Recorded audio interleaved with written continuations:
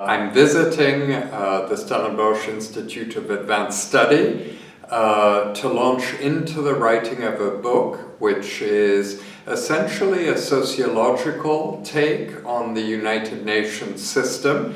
It's all about people, how they interact, the role money plays in that, and the role many other factors play in it. So it's not about headline stories that emerge from the UN, it's about the organization itself as a human ecosystem with all of the support functions that human ecosystems try to build for themselves.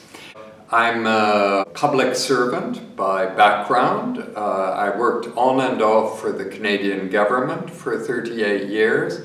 When I wasn't working for the Canadian government, having been a very weak student when I was young, completely uninterested in studying, it was work that actually made me more interested in knowing more, much more curious about what I had failed to learn.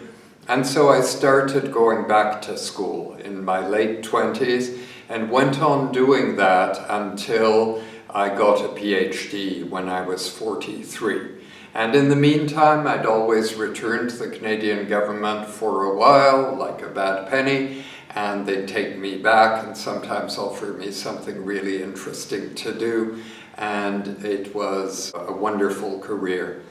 Coming back to my topic today, talking about the UN itself and its inner functioning would be a bit boring. So, although I happen to be interested in it myself.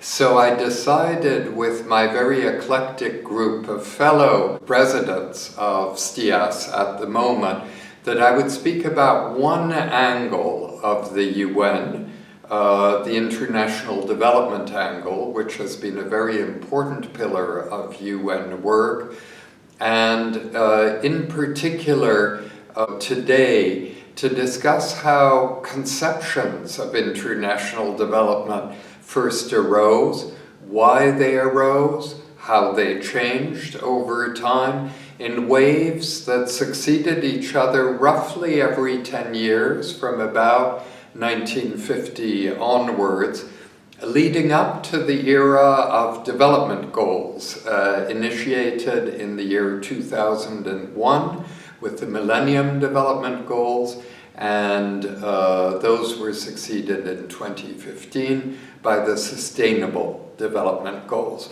So my point in part is that one thing leads to another, as in human life. The development goals didn't spring out of nowhere.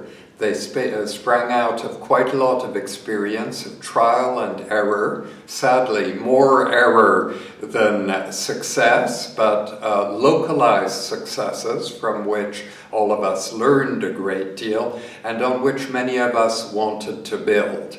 And the MDGs and SDGs are one result of that slow process over a period of, say, the last 70 years or so.